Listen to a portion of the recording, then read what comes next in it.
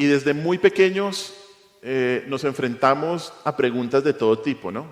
Algunos de tipo intelectual, otras de tipo informativo y otras también de tipo reflexivo. Nos hemos enfrentado desde preguntas en el colegio y en la universidad hasta preguntas para aplicar a un trabajo o a una visa. Algunas de estas preguntas no tienen mucha importancia y otras sí, porque demandan tiempo y meditación. Pero sin lugar a dudas, la pregunta más importante que todos nos debemos hacer y que una persona se debe hacer es: ¿quién dices que es Jesús? ¿Quién dices que es Jesús? Y hoy vamos a estudiar una sección de la Escritura que responde la pregunta más importante: ¿de quién dices que es Jesús? Así que leamos Mateo capítulo 16 y leamos los versículos del 13 al 16. Yo puse al 17, pero solo vamos a ir... hasta el 17, sí, hasta el 17. Dice así la palabra del Señor, Mateo 16, empezando desde el versículo 13. Dice: Viniendo Jesús a la región de Cesarea de Filipo, preguntó a sus discípulos diciendo: ¿quién dicen los hombres que es el Hijo del Hombre? Ellos dijeron: unos Juan el Bautista, otros Elías y otros Jeremías o alguno de los profetas. Él les dijo: ¿y vosotros, quién decís que soy yo? Respondiendo Simón Pedro dijo: tú eres el Cristo, el Hijo del Dios viviente. Entonces le respondió Jesús: bienaventurado eres, Simón, hijo de Jonás, porque no te lo reveló carne ni sangre, sino mi Padre que está en los cielos. Oremos. Señor, te damos gracias por este día. Gracias por tu palabra, Señor, que podemos abrirla, leerla, estudiarla y entenderla, Señor. Pero la verdad es que nada de esto es suficiente si tu Espíritu Santo no nos iluminas para entenderla y para que se haga vida en nuestra vida. Y Señor, sobre todo esta sección, Señor, en donde vemos esta declaración de quién eres realmente tú. Una pregunta, Dios, que nos debemos hacer, que nos debemos tomar en serio y debemos someternos a la respuesta que tú mismo das, Señor, de esta gran pregunta sobre lo que nosotros podríamos pensar de quién eres tú. Ayúdanos a estudiar tu palabra correctamente y a entender que de esta pregunta se fundamenta nuestra fe y es el origen de nuestra vida eterna. Te lo pedimos, mi Señor Jesús, y en tu nombre hemos orado. Amén. Estos versículos representan el punto culminante del Evangelio de Mateo. Estos versículos representan el examen final de los apóstoles, el cual consistía en una sola pregunta que el Señor les hace a ellos y les dice: ¿quién dicen vosotros que soy yo? En este momento han pasado más de 2 años de ministerio del Señor Jesús, en donde los discípulos lo habían acompañado constantemente y Él había demostrado que era el Mesías Rey que habían estado esperando. El Señor lo ha venido demostrando de muchas maneras. De hecho, como sabemos y como hemos venido estudiando, el Evangelio de Mateo es la declaración, la comprobación de que Jesús es el Rey. Y esto nos damos cuenta en todo el Evangelio de Mateo, empezando en el capítulo 1 con la genealogía real de Jesús. Capítulo 1, versículo 1 dice: Jesucristo, hijo de David, ¿no? Hijo de Abraham. Ahí nos muestra su linaje real. Y luego pasamos al capítulo 2, donde vemos, y el capítulo 1, varias profecías cumplidas del Señor Jesús, del Rey que iba a venir en su nacimiento.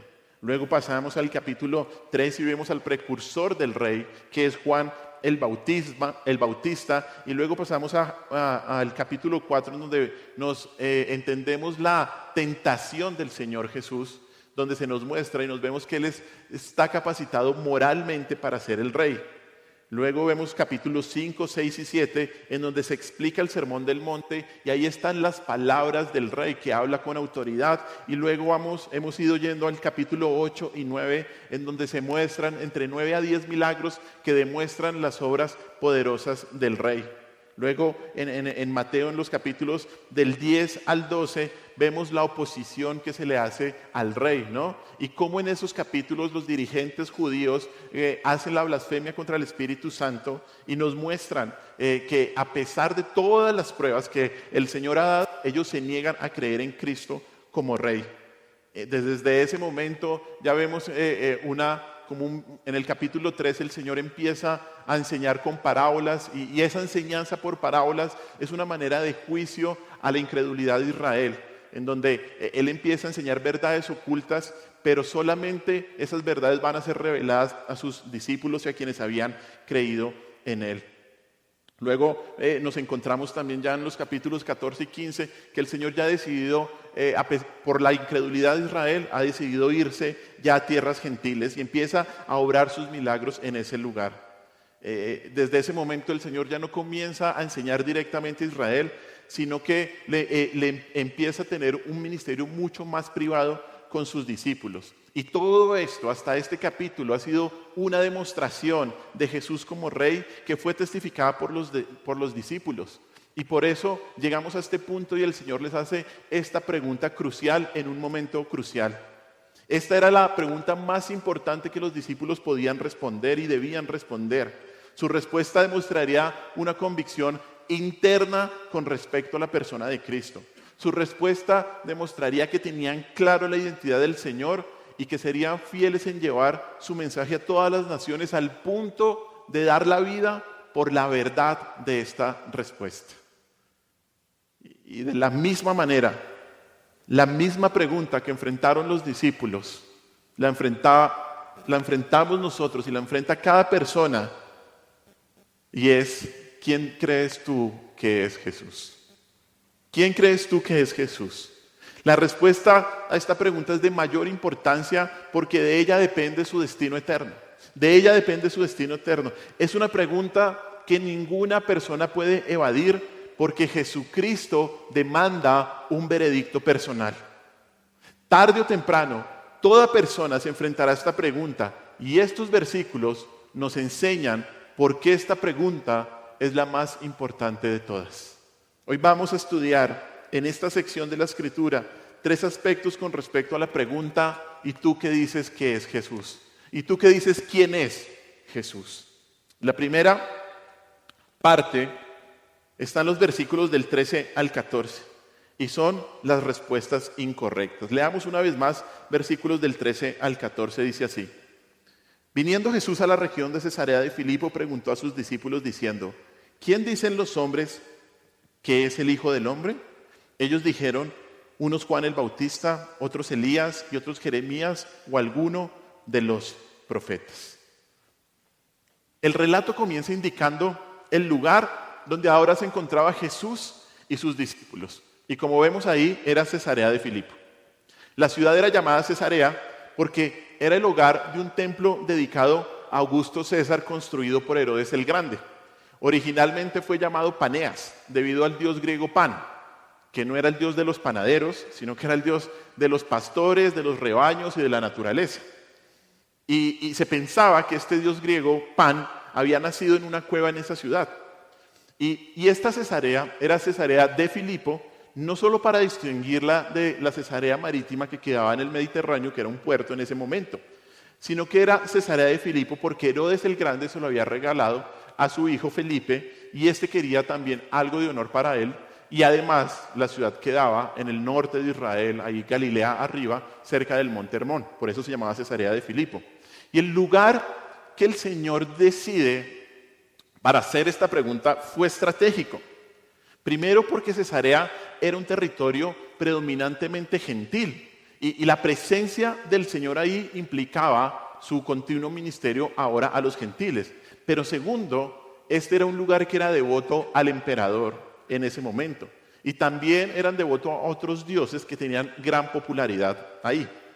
Y es allí donde el Señor le pregunta, hace una primera pregunta y es: ¿qué dicen los hombres que es el Hijo del Hombre? ¿Quién dicen los hombres que es el Hijo del Hombre? Ese título, Hijo del Hombre, aparece unas 30 veces en Mateo, unas 80 veces en todo el Nuevo Testamento, y es el término principal que el Señor usa para referirse a sí mismo. Lo hemos visto también estudiado en el Evangelio, ¿no? En Mateo capítulo 8, versículo 20, se nos muestra también haciendo una referencia a Él mismo. Y este título era reconocido por los judíos de la época para referirse al Mesías. O sea, cuando alguien decía el Hijo del Hombre, se referían al Mesías prometido. De hecho, vamos a Daniel, a una referencia a la referencia que es de donde sale este título. Daniel capítulo 7, versículos del 13 al 14. Mire lo que dice Daniel capítulo 7, versículos del 13 al 14. Dice así: miraba yo en la visión de la noche, y he aquí con las nubes del cielo venía uno como un hijo de hombre, que vino hasta el anciano de días y le hicieron acercarse delante de él. Y le fue dado dominio, gloria y reino para que todos los pueblos, naciones y lenguas le sirvieran. Su dominio es dominio eterno que nunca pasará, y su reino uno que nunca o que no será destruido. Este título se toma desde acá y después se desarrolla. Ezequiel también lo va a desarrollar, pero básicamente el título Hijo del Hombre era una referencia conocida en el momento y en el contexto judío para referirse al Mesías que iba a venir. Como vemos aquí en Daniel capítulo 7, ese Hijo de Hombre vendrá en algún momento del cielo a ser adorado y se le dará un reino universal y eterno. Y cuando el Señor pregunta eso, Él estaba preguntando por sí mismo, también por la respuesta que más adelante vamos a ver. Y los discípulos, vemos ahí en el versículo 14, que dieron 4 respuestas, 4 posibles respuestas de lo que los hombres pensaban que era el Hijo del Hombre. Y estas respuestas indican que el Señor estaba preguntando por lo que pensaban los hombres judíos, ya que vemos que su respuesta pues solamente se refiere o se remite a hombres de la historia de Israel. Además, el Señor pregunta por las personas que tenían una buena opinión de Él, por aquellos que lo miraban con optimismo. Él no está preguntando porque lo que pensaban los escribas, los judíos o los líderes religiosos. El Señor ya sabía qué pensaban ellos, lo había demostrado en el capítulo 12, cuando le dijeron al Señor Jesús que Él hacía las cosas por obra de Satanás, que era un enviado de Satanás. Él no pregunta por la opinión de los líderes religiosos, Él pregunta por la opinión de aquellos que lo veían con buenos ojos. Y la pregunta tampoco significa que Jesús no supiera lo que la gente decía de Él. Obviamente el Señor sabía todo, sino que quería que los 12 pensaran cuidadosamente acerca de las percepciones populares que tenían del Señor. La primera respuesta, como vemos ahí, es Juan el Bautista. Y esto se debe seguramente a las similitudes en los ministerios del Señor Jesús y de Juan el Bautista. Pero sobre todo, recuerda que estudiamos eso en Mateo capítulo 14, la paranoia de Herodes de que Juan el Bautista había reencarnado en el Señor Jesucristo y ahora con poderes sobrenaturales, porque Herodes había mandado a matar a Juan el Bautista. Entonces Herodes pensaba eso, y eso era una visión o una creencia muy popular en ese momento. El Señor Jesús era Juan el Bautista y ahora con poderes milagrosos. Pero también la respuesta popular o lo que pensaban la gente, creían que era Elías. Y una de las razones de por qué la gente pensaba esto es porque, si usted recuerda, Elías fue tomado al cielo en vez de morir, ¿no? Y podían ver a Jesús además como ese Elías que tenía que venir antes del Mesías. Eso está profetizado en Malaquías. Ahora, también se pensaba en esa época que era Elías porque cuando iba a venir ese precursor del Mesías, ese Elías, iba a enseñar la ley con precisión, iba a solucionar las disputas entre los rabinos sobre la interpretación de la ley, iba a revelar secretos divinos a las personas. Por lo tanto, los milagros de Jesús, su desafío a la interpretación rabínica de la ley, cuando Él siempre dice, se os ha dicho, pero yo os digo, y su afirmación sobre ser el juez final, se ajustaba a la descripción de Elías. Entonces, esa era otra opinión popular de la época. Si no es Juan el Bautista, es Elías. La tercera respuesta que vemos ahí es que es Jeremías. Y la razón por la cual se pensaba esto que era Jeremías es porque Jeremías era un ejemplo viviente, o fue un ejemplo viviente de paciencia y sufrimiento por la verdad que proclamaba. Usted cuando ve el llamado de Jeremías es eso: vas a ir a un pueblo que no te va a hacer caso, ¿no? Y ese era Jeremías. De hecho, hay muchos comentaristas que dicen que entre los profetas, el que más se parecía en carácter al Señor Jesús era Jeremías. Y sobre todo, dado el énfasis en el juicio de Dios a Israel y a sus líderes por parte de Jeremías, sería normal pensar en Jesús como una clase de Jeremías que fue ampliamente rechazado por los líderes de la nación. El resto de las personas que tenían una buena opinión del Señor Jesús que reconocían que había algo diferente en él, no especulaban sobre su identidad particular, sino que sencillamente dicen que era alguno de los profetas, ¿no? Ahí al final, esa es la última opción. Alguno de los profetas, una persona del Antiguo Testamento que podía enseñar con autoridad divina, que venía de Dios, que decía la palabra de Dios. Estas eran las 4 opiniones populares de nuestro Señor Jesús en aquella época.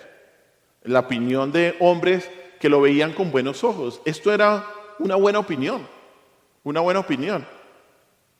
Pero esta excelente opinión no es una respuesta completa de quién es Jesús. No. Y es que el Señor no es solo un profeta o alguien con poder de Dios. Tampoco es solo alguien que viene de Dios o que habla las palabras de Dios.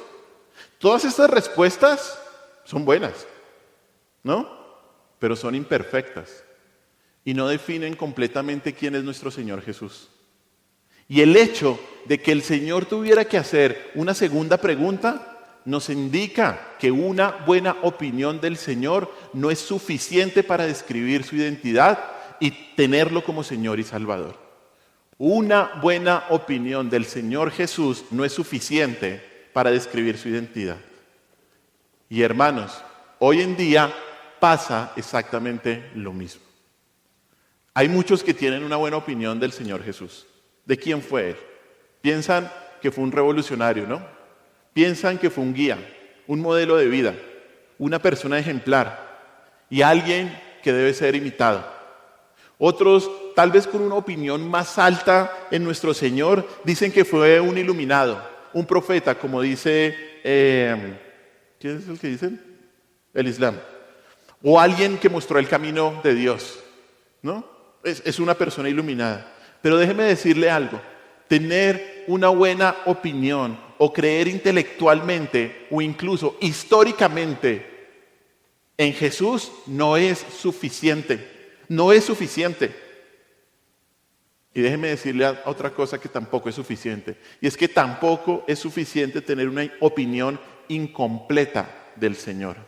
¿Y a qué me refiero con esto? No solo es una opinión buena, sino una opinión incompleta. Porque cada una de las opiniones que vimos en este versículo decían algo cierto del Señor, pero no completamente, pero no totalmente, pero no plenamente. Y déjeme decirle que esto presenta un mayor peligro. Esto presenta un mayor peligro que tener solamente una opinión favorable de Jesús. Porque te hace pensar que verdaderamente crees en Jesús y que eres salvo cuando no es así.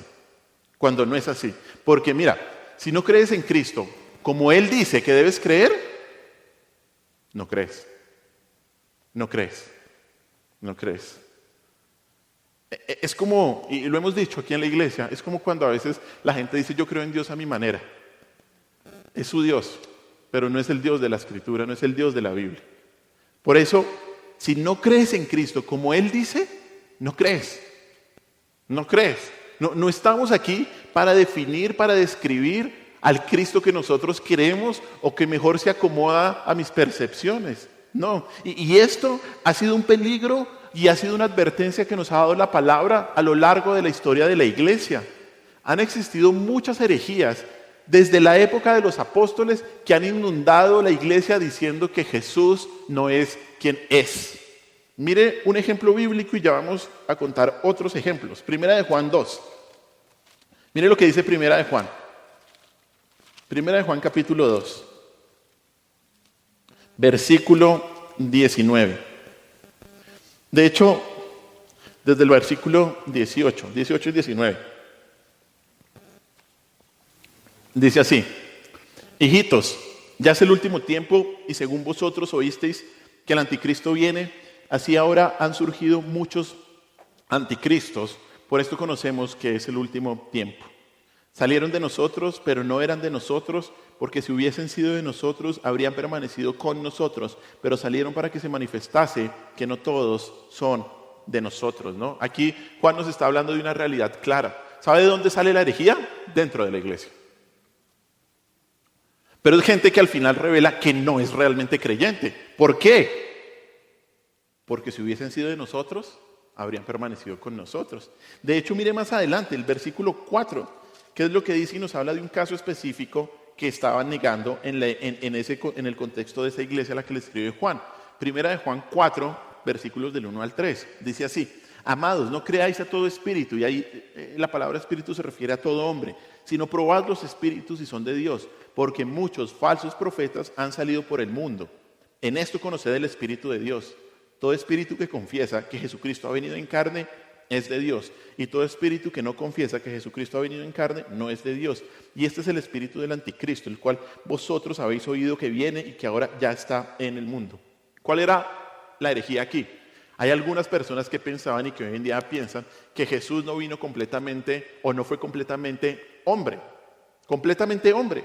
Entonces aquí Juan directamente les dice, aquí en Primera de Juan se cree que hay un pequeño inicio del gnosticismo, en donde había una concepción de que la carne era mala y el espíritu era lo bueno. Entonces Juan dice, y algunos gnósticos estaban pensando eso, creían que entonces como la carne era mala, Cristo no pudo ser completamente hombre. Y lo que dice Juan aquí es no, Cristo es completamente hombre, 100% hombre, y eso es fundamental para nuestra salvación, porque solamente un perfecto hombre como Cristo podía darle salvación a los hombres.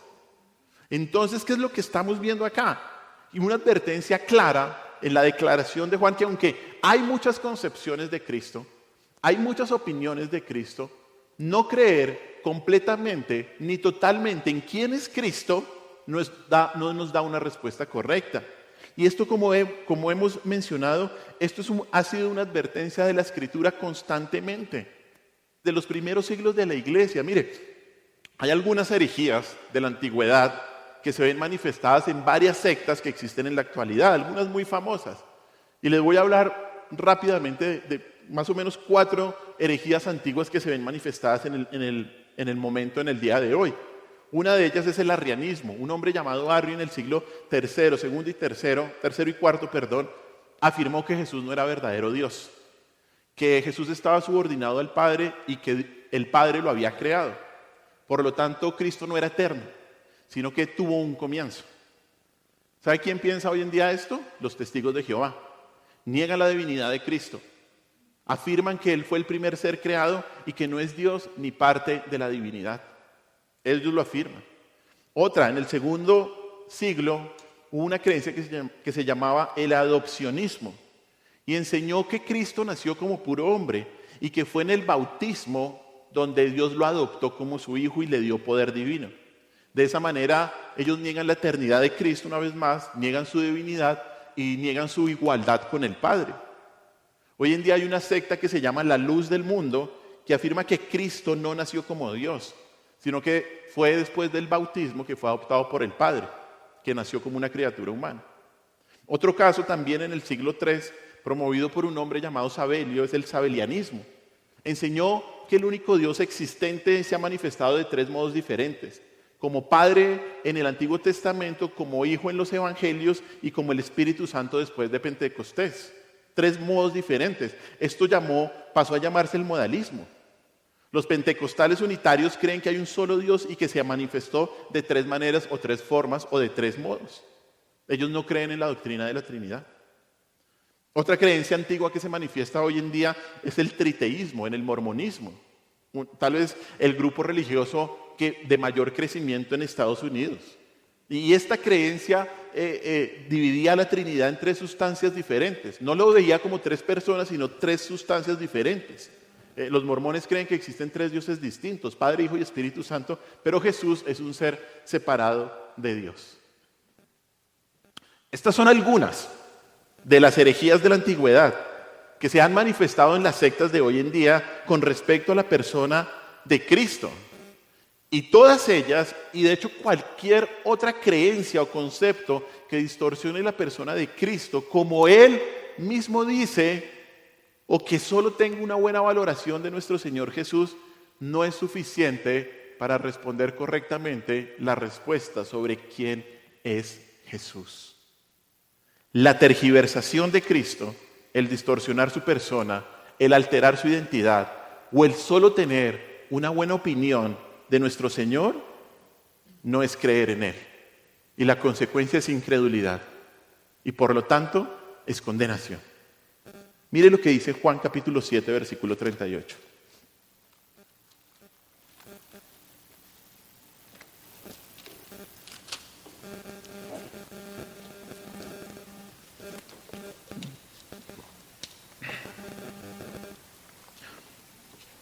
Juan capítulo 7, versículo 38. Dice el Señor Jesús aquí: el que cree en mí. ¿Cómo? De su interior correrán ríos de agua viva. O sea, de su interior que habrá vida eterna. ¿Cómo debemos creer? Punto. Como usted le enseñaron, si lo que usted le enseñaron no es lo que dice la Escritura, olvídelo. Desaprenda, como muchos o algunos comentarios en el curso de membresía siempre pasa. No, aquí desaprendiendo. Es como dice la Escritura, no es como el pastor diga. ¿Listo? No es como me lo enseñaron antes, es como dice la Escritura siempre, siempre, siempre. La regla nuestra es la palabra de Dios, no es absolutamente nada más, es la Escritura. Y en este tema tan importante de responder esta pregunta, si no creemos en Cristo, como dice la Escritura, como Él mismo se revela en la palabra de Dios, no creemos en Él. No creemos en Él. Si usted conoce a alguien que no crea en Cristo, como dice la Escritura, predíquele el Evangelio. Ore por esa persona. Estamos en el curso de evangelismo. Y vamos a ver algunas maneras bíblicas de poder llegar. Pero recuerde siempre, el poder está en la palabra de Dios. Siempre, siempre. No está en su convicción, no está en su manera de hablar, no. Pero si usted conoce una persona así, que si no tiene un concepto claro de Cristo, predíquele la palabra de Dios. Es que Cristo, como vamos a ver más adelante, es la roca. Es el fundamento. Y si no tenemos claro quién es Cristo, no tenemos claro nada. Por eso es tan importante esto. Y es tan importante predicar esta iglesia. Y es tan importante advertir sobre falsas enseñanzas, especialmente sobre nuestro Señor Jesús. Cualquier opinión buena, cualquier valoración importante, linda de nuestro Señor Jesús, o cualquier tergiversación de nuestro Señor Jesús que no se esté de acuerdo a la palabra de Dios, es una respuesta incorrecta a la pregunta ¿quién es Jesús? Pasemos al segundo punto, a la respuesta correcta. Esto es lo segundo que veremos, la respuesta correcta sobre quién es Jesús. Volvamos a Mateo 16, versículos 15 y 16. Dice el Señor, Él les dijo, ¿y vosotros quién decís que soy yo? Respondiendo Simón Pedro dijo, tú eres el Cristo, el Hijo del Dios viviente. Jesús pasa de preguntar lo que piensan las multitudes a lo que piensan los discípulos. Él les dice, ¿y vosotros quién dices que soy yo? ¿Quién dices que soy yo? Esa palabra vosotros está en una posición en el idioma original enfático. ¿Qué significa esto? Es algo así como si el Señor les estuviera diciendo en cuanto a ustedes. A ver, yo quiero saber lo que usted piensa de mí. ¿Quién dices que yo soy? Es una pregunta personal, ¿no? Y Pedro, como portavoz de los 12, era el portavoz ahí, él le dice esta maravillosa descripción de nuestro Señor Jesús. Le dice, tú eres el Cristo, tú eres el Hijo del Dios viviente. Y esta declaración, una vez más, es una declaración enfática. O sea, esa frase equivale a decir tú y no otro. Tú y no otro eres el Mesías. Tú eres Dios mismo, el Hijo de Dios. De hecho, eso lo vemos porque la palabra Él, usted mira ahí el texto y mírelo, versículo 16 dice, tú eres ¿qué? El Cristo, el Hijo. Esa palabra Él, lo que se llama es un artículo determinado que determina un título. Él no es uno de los Cristos, es el Cristo, es el Hijo del Dios viviente, ¿no? Es eso. Y enfatiza, lo que nos está diciendo aquí, es que enfatiza la singularidad de nuestro Señor Jesús. Él y no otro. Él es el único. Él es Cristo, el Mesías, el Salvador, Dios mismo, encarnado, que vino a salvarnos. Él es, y no hay más. Tú eres, le dijo Pedro, tú eres el Cristo, tú eres el Hijo del Dios viviente. No hay otro como Él. Y esta descripción comienza diciéndole Cristo. Él es el Cristo. Esa palabra Cristo, seguramente usted la conoce, viene de la palabra griega Christos, ¿no? Que significa ungido, significa elegido. Y este es el equivalente en griego a la palabra hebrea Mesías. Era la manera como se describía o se indicaba al Mesías, el Mesías del Antiguo Testamento prometido. Y aunque los profetas, los sacerdotes y los reyes fueron ungidos en el Antiguo Testamento, la palabra como título, el Cristo, se refería específicamente a la identidad de ese futuro Mesías que iba a venir a gobernar sobre Israel y sobre el mundo. De hecho, mire al principio de Mateo. Vamos a Mateo capítulo 2, al versículo 4. Y este es el suceso, el contexto es que ya están los magos preguntando, llegan a Jerusalén y van a preguntar a la corte, ¿dónde está el rey de los judíos? Y de hecho usted sabe por qué estos magos, eso lo prediqué en algún momento, ¿por qué los magos de Oriente vinieron? Bueno, porque Daniel era el jefe de los magos 400 años antes. Y esa fue una tradición que se vino diciendo, esperando al Mesías. Y estos magos ven el tiempo y dicen, es el momento, y salen. Y salen. Y llegan preguntando a la corte, bueno, ¿y dónde está el rey? Y mire lo que dice Mateo capítulo 2, versículos del 2 al 4. Desde el 1. Cuando Jesús nació en Belén de Judea, en días del rey Herodes vinieron del oriente a Jerusalén unos magos diciendo, ¿dónde está el rey de los judíos que ha nacido? Porque su estrella hemos visto en el oriente y venimos a adorarle. Oyendo esto, el rey falso Herodes se turbó y toda Jerusalén con él. Y convocados todos los principales sacerdotes y los escribas del pueblo, les preguntó, ¿dónde había de nacer quién? El Cristo. El Cristo. O sea, ¿el rey quién es? El Cristo prometido, el Mesías prometido, el Hijo de Dios. O sea, por eso Cristo significa Mesías. O sea, cuando Pedro dice, tú eres el Cristo, ¿qué es lo que le está diciendo? Tú eres ese Mesías prometido. Tú eres el último rey que iba a liberarnos de toda opresión mundial y espiritual. Entonces, lo primero es que Pedro dijo, tú eres el Cristo. Lo otro que dice es que tú eres, ¿qué? El Hijo de Dios. El Hijo de Dios. Hijo, la palabra hijo refleja la unidad en esencia. O sea, un hijo tiene la naturaleza de su padre. Por lo tanto, hijo de Dios significa que la persona es de la misma naturaleza de Dios. O sea, lo que Pedro estaba diciéndole, tú eres el Hijo de Dios, tú eres ¿qué? Dios mismo. Tú eres Dios mismo. Y eso lo vemos en muchos momentos en el Evangelio y en todo el Nuevo Testamento, de cómo Jesús no solamente se llama a sí mismo Hijo de Dios, sino que otras personas alrededor entienden que Él es Dios. Pero una muy clara de la definición de que Jesús es Hijo de Dios, la hacen los mismos sacerdotes religiosos. Mire Mateo 26, vaya a Mateo 26, capítulo 26, versículos 63 al 66. Y mire lo que dice ahí, Mateo 26, 63, 66, están en el juicio del Señor Jesús. Y mire lo que dice, mas Jesús callaba.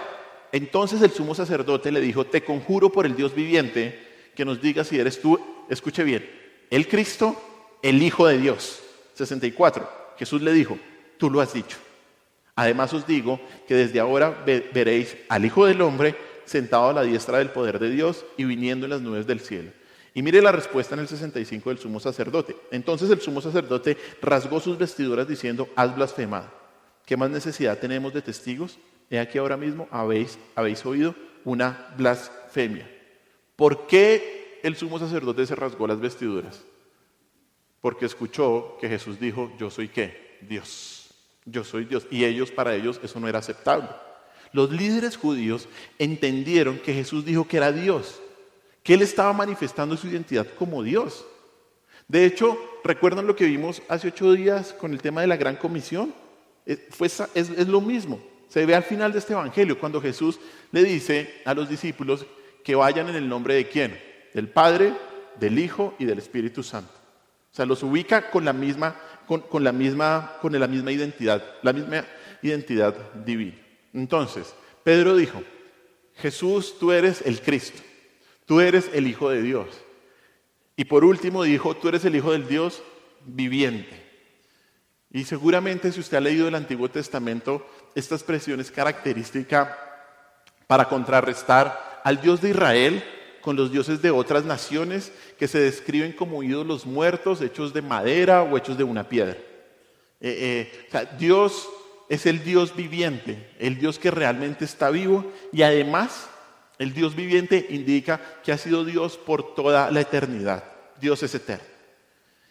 Y aquí tiene una connotación bien interesante, una connotación bien importante según el contexto en el que estaban en este momento Jesús y los discípulos. O sea, aquí el título podía implicar que el Dios de Israel está siendo contrastado con las deidades paganas romanas de ese momento, pero sobre todo lo que se cree es que está haciendo un contraste entre Jesús y Augusto César.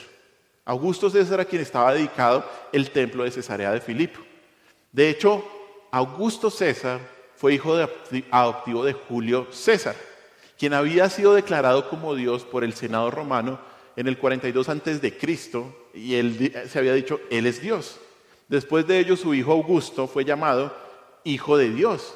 Y ese título, esa inscripción se empezó a conocer en las monedas y en otras inscripciones, documentos reales del imperio. Por lo tanto, la declaración de Jesús, la declaración sobre Jesús, contrarresta todas estas declaraciones imperiales. Y mientras Augusto era el hijo de un Dios muerto, Jesús era el hijo del Dios viviente. Por lo tanto, ese hijo del Dios viviente afirma que Jesús es Dios mismo, con todos los atributos de la deidad, incluyendo el de la eternidad. Incluyendo el de la eternidad. Como vemos, hermanos, esta declaración sobre la identidad de nuestro Señor Jesús describe todo lo que nuestro Señor es. Y los apóstoles, a través de Pedro, afirmaron esta verdad con la mayor convicción y con la mayor certeza que tenían. Jesús es el verdadero Dios. Jesús es el Rey. Su reino es superior al imperio de César. Y era vital para los discípulos entender esto, confesar la identidad de Jesús de manera clara e inequívoca, porque su confesión, como vamos a ver de hoy en 8 días, constituye ¿qué? La roca sobre la cual la iglesia de Cristo ha sido fundada y sobre la cual las personas tienen salvación. Jesús es el Cristo. Jesús es el Hijo del Dios viviente. No hay salvación por fuera de Jesús. La pregunta es, ¿y tú quién dices que es Jesús? Porque esto está muy lindo. Qué bueno la historia, entenderlo. Pero ¿tú qué dices quién es Jesús? ¿Ah? Este fue en efecto el examen final de los apóstoles. De hecho, de aquí en adelante el Señor va a empezar a prepararlos para su muerte y su resurrección. Eso lo vamos a ver más adelante, dentro de poco. Pero este fue el examen final y también es nuestro examen final, porque es la pregunta fundamental que todo ser humano debe afrontar. La respuesta que una persona dé a esta pregunta es de la mayor importancia, porque de ella depende su destino eterno. De ella depende su destino eterno. Miren lo que dice Romanos capítulo 10, versículos del 8 al 10. Romanos 10 del 8 al 10.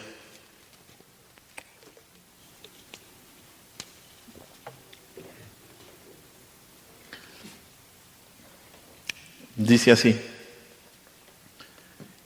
Mas, ¿qué dice? Cerca de ti está la palabra en tu boca y en tu corazón. Y escuche bien, esta es la palabra de fe que predicamos. 2 puntos, Romanos 9. Que si confesares con tu boca que Jesús es el Señor y creyeres en tu corazón que Dios lo levantó de los muertos, serás salvo. Porque con el corazón se cree para justicia, pero con la boca se confiesa para salvación. Importa mucho. De hecho, importa la eternidad responder bien esta pregunta. ¿Por qué? Si tú crees que Jesús es el Señor, si tú crees en tu corazón, con una convicción profunda, que Dios lo levantó de los muertos, serás salvo. ¿Solamente en quién? En el nombre de Jesús y no en otro nombre. No en otro nombre. Mire, un pastor decía esto: cada alma será acorralada contra el muro de la eternidad y obligada a responder esta pregunta. El cristianismo se basa sobre la identidad de Cristo. La iglesia está fundamentada sobre la roca de Cristo, no sobre la visión de un pastor. Sobre Cristo y nada más. Sobre predicar a Cristo, enseñar a Cristo, someternos a Cristo. El cristianismo se basa en la identidad de Cristo. Y Cristo es quien realmente es, no lo que queramos creer de Él. No es el hijo infinitamente maleable de académicos, denominaciones, místicos o movimientos espirituales. No, Jesús no es lo que queramos que sea. Él es quien es. ¿Cómo vamos a definir al Dios Santo? Al Dios que se hizo hombre. Esta confesión es clara y por eso los límites de quien verdaderamente puede llamarse cristiano quedan categóricamente definidos ahí. Él es el Cristo. Él es el Rey Mesías prometido que vendría a traer liberación y salvación de la condenación eterna. Él es el Hijo de Dios con todos los atributos de la deidad. Esa es la respuesta correcta. ¿Crees tú que Jesús es el Salvador? ¿Crees tú que Jesús es Dios mismo y que un día reinará sobre toda creación? ¿Crees tú que Él será el juez de la tierra y un día toda persona estará frente a Él? Si rechazas esto, puedes tener una religión muy bonita, pero simplemente no es el cristianismo. No tienes la fe bíblica si no pones tu fe en el Jesús de las Escrituras. Y es solamente el Jesús de las Escrituras quien realmente salva. Recuerda esto, que solo el que cree en Cristo, ¿cómo? Como dicen las Escrituras, de Él correrán ríos de agua viva, una metáfora para la salvación. No basta con simplemente creer en Jesús. Se necesita tener una creencia correcta en Jesús para que el verdadero Cristo sea tu Salvador. Para que el verdadero Cristo sea tu Salvador. Y aquí es muy importante entender, no se trata de un conocimiento perfecto, no se trata que tengas que ir al seminario para ser cristiano, bueno, no. Se trata de lo que dijo Pedro, tú eres el Cristo, tú eres el Hijo de Dios, tú eres mi Salvador, tú me has librado del pecado y del poder del pecado, tú eres mi Señor y yo vivo para ti. Vamos al tercer punto de este tema. Y lo tercero que veremos es la fuente de la respuesta correcta. ¿Cuál es la fuente de la respuesta correcta de quién es Jesús? Versículo 17. Entonces le respondió Jesús: bienaventurado eres, Simón, hijo de Jonás, porque no te lo reveló carne ni sangre, sino mi Padre que está en los cielos. ¿De dónde sacó Pedro y los apóstoles esta respuesta? Este versículo nos muestra que la respuesta, para que sea correcta, no surge de un ejercicio intelectual de análisis de los hechos que una persona hace con todas sus capacidades cognitivas, sino que la capacidad de responder correctamente a la pregunta sobre Jesús proviene y tiene su origen en el exterior del ser humano. Lo primero que aquí dice el Señor a la respuesta de Pedro es: bienaventurado eres. Esta palabra significa verdaderamente feliz, o mejor, realmente bendecido. Realmente bendecido. Y no significa la concesión de una recompensa que se le iba a dar a Pedro por su conocimiento, no. Esta palabra es un reconocimiento del favor divino que Pedro ya había experimentado al entender que Jesús era el Mesías, el Rey y Dios. El favor de Dios hacia Pedro, la bienaventuranza de Dios hacia Pedro había sido exhibido a través de la revelación de gracia del Padre sobre la identidad de Jesús. De hecho, el Señor va a enfatizar la insuficiencia humana cuando le dice Simón, hijo de Jonás. Él lo llama por su nombre original. Y aquí, ¿qué es lo que está haciendo? Se está enfatizando la humanidad de Pedro. Tú eres hijo de otro hombre como tú. Simón, hijo de Jonás, le dice. O sea, y lo que le está diciendo es que su respuesta no provino de su capacidad. Y esto obviamente se va a reafirmar en la siguiente frase cuando dice: porque no te lo reveló carne ni sangre. Esa palabra revelar es en el griego apocalipsis, que es la revelación del Señor, ¿no? Y significa literalmente quitar la cubierta o quitar lo que oculta algo. Quitar la cubierta o quitar lo que oculta algo. En el Nuevo Testamento quiere decir dar a conocer algún aspecto de una verdad espiritual que hasta entonces había sido cubierta, que hasta entonces estaba oculta. Cuando aquí el texto dice que no se lo reveló carne ni sangre, significa que la confesión sobre la identidad de Cristo no fue descubierta por ningún ser humano. A Pedro no le llegó el WhatsApp con la notificación, responda a esto, no había inteligencia artificial ahí tampoco. Pedro no estaba expresando una opinión de segunda mano procedente de otra criatura de carne y hueso, no, tampoco de sí mismo, no, ni carne ni sangre, lo incluía a él. Su entendimiento de Jesús fue el resultado de la revelación divina, no de un descubrimiento humano, y por eso dice que no te lo reveló carne ni sangre, sino mi Padre que está en los cielos. Claramente muestra la fuente, ¿no? Es una palabra de contraste, sino mi Padre que está en los cielos. No sabemos en qué momento, pero esta declaración nos muestra que hubo un tiempo en que los discípulos no sabían quién era verdaderamente Jesús. Tal vez al principio, tal vez en el primer año no lo tenían tan a ciencia cierta, pensaban solo que era un buen hombre al que había que seguir. No se sabe en qué momento ellos no estaban convencidos de esto. Pero lo que sí vemos aquí es que fue el Padre quien destapó la verdadera identidad de Cristo en ellos. Él dice, no te le reveló carne ni sangre, sino mi Padre que está en los cielos. La pregunta es, ¿cómo el Padre reveló a Pedro y a los demás la verdadera identidad de Cristo? Pues vamos a la Escritura. Mateo 11, 25, 27. Porque no les voy a decir que Dios me reveló la respuesta. Ahí ya ustedes me echan. Miren lo que dice Mateo 11, 25, 27. Dice, en aquel tiempo respondiendo Jesús dijo, te alabo, Padre, Señor del cielo y de la tierra, porque escondiste estas cosas de los sabios y de los entendidos y las revelaste a los niños. Sí, Padre, porque así te agradó. Todas las cosas me fueron entregadas por mi Padre, y nadie conoce al Hijo sino el Padre, ni el Padre conoce a alguno, sino el Hijo y aquel a quien el Hijo lo quiera revelar. ¿Qué es lo que vemos en este versículo? Que el Padre revela al Hijo principalmente a través del mismo Hijo, ¿cierto? A través del mismo Hijo. Nadie conoce al Padre excepto el Hijo. Y solo el Hijo puede revelar al Padre. Y éste revela las verdades espirituales.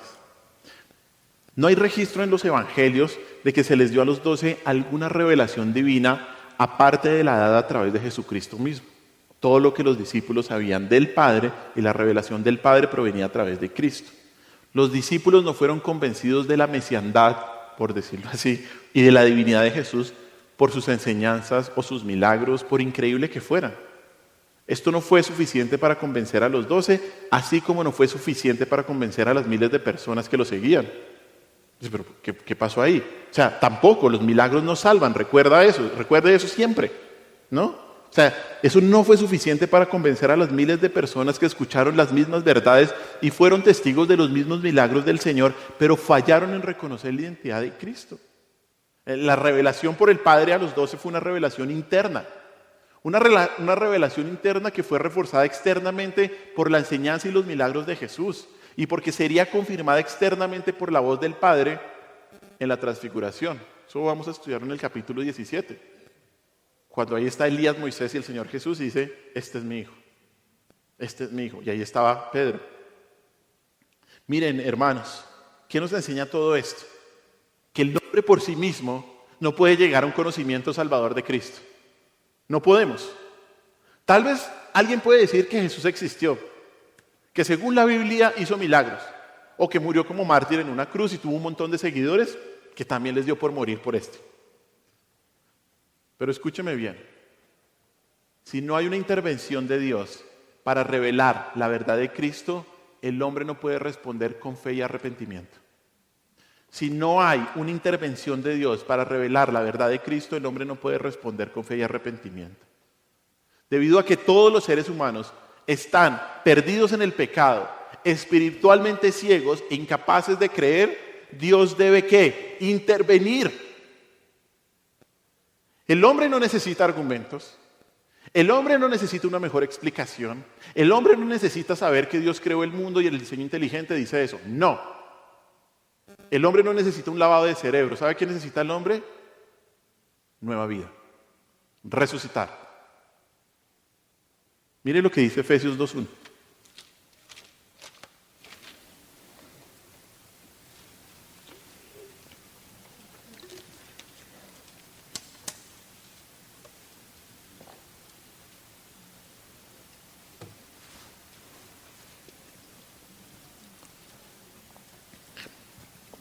Efesios 2:1 dice así: y Él os dio vida a vosotros cuando estabais muertos en vuestros delitos y pecados. Lo hemos visto, Romanos 3:10, no hay ni uno bueno, no hay ni uno justo, no hay nadie. Usted y yo antes de llegar a Cristo, ¿cómo estábamos? ¿Cierto? ¿Qué hizo el Señor? Nos dio vida, nos dio vida. Esto es también lo que se conoce, esta revelación que el Señor hace es lo que se conoce como la regeneración. Y es la obra soberana de Dios, que concede vida espiritual a una persona, transformándolo de un estado de muerte espiritual a uno de vida nueva en Cristo.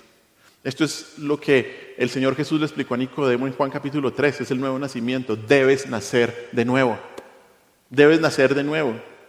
Y es un acto que hace a la persona una nueva creación que lo capacita para arrepentirse y confiar en Jesús como Cristo, como Dios. Y obviamente esta regeneración solo ocurre, ¿sabe cómo? ¿Cuál es el medio que Dios utiliza para regenerar a los hombres?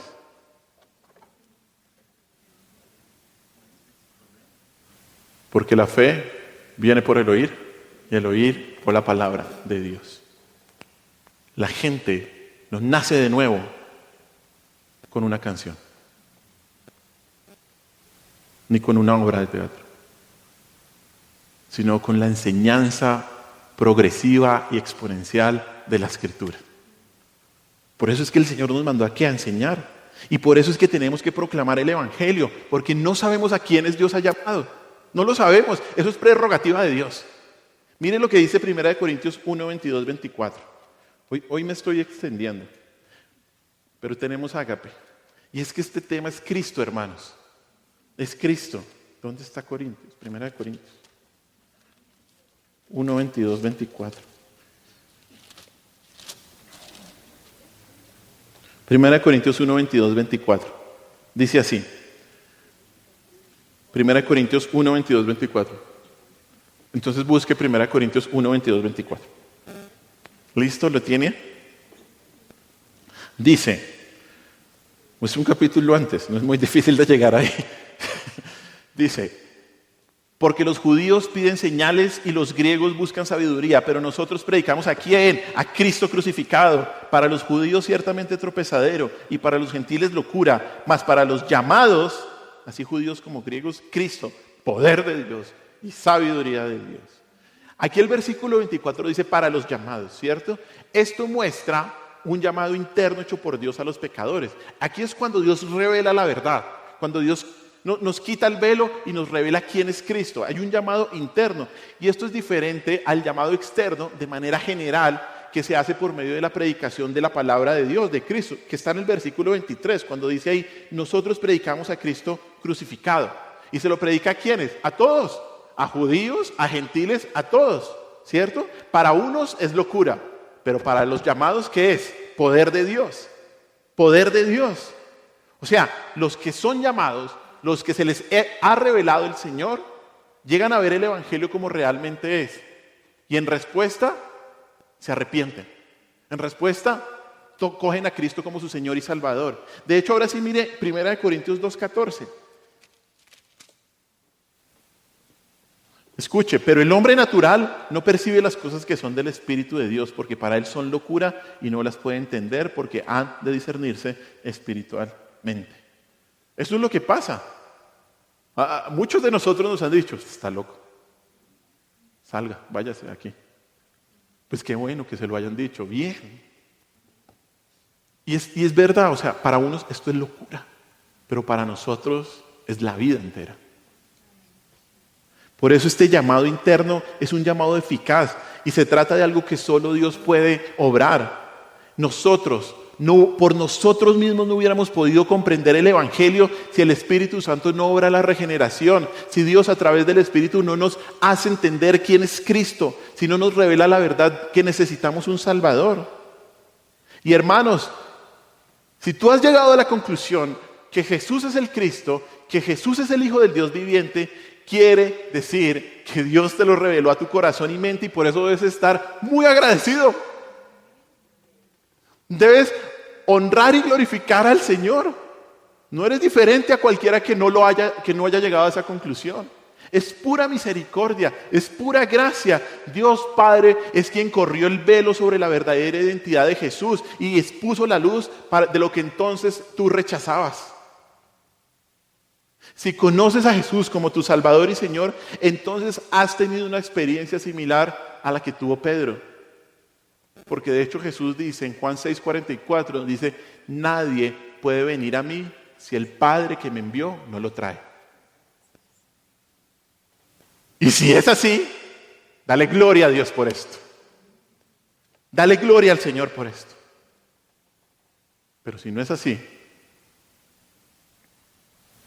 arrepiéntete. Pídele al Señor misericordia. Pídele al Señor que cambie tu corazón. Pídele al Señor que te haga ver la hermosura de Cristo. Y búscalo desesperadamente y corre a Él, porque Cristo no rechaza a nadie que va a Él. ¿Quién es Jesús? Hoy vimos que tener solo una buena opinión y una opinión incompleta de Él es una respuesta incorrecta.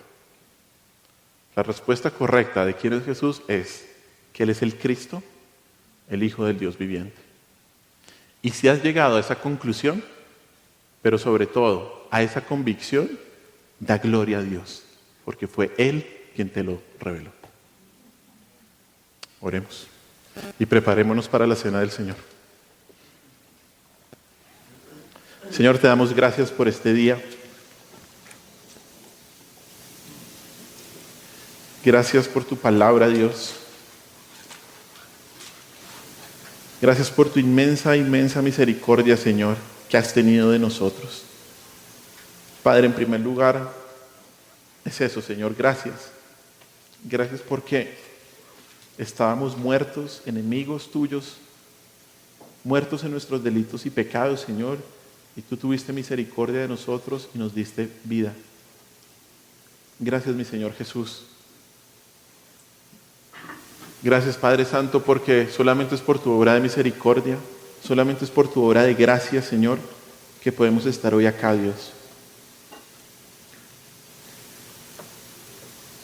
Señor, muchas gracias, porque cuando nos miramos a nosotros, no había posibilidad alguna de llegar a ti, Señor. Pero tú nos diste ese nacimiento de nuevo para responder a la predicación de la palabra y arrepentirnos. Y gracias, Señor. Y también, Señor, yo te pido que nosotros podamos entender la importancia de tener una visión correcta de ti, Dios.